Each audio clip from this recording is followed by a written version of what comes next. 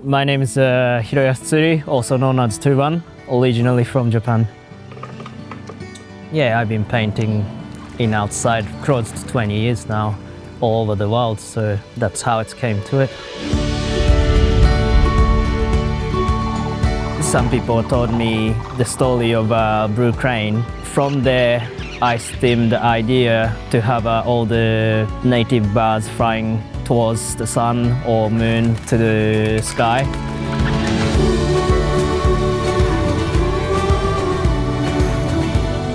I tend to use extension pole with rollers. It's because when you have a 3 meter, or even if you extend it more 4 meters or 6 meter pole, instantly you have a distance from the wall, which gives me better perspective to paint.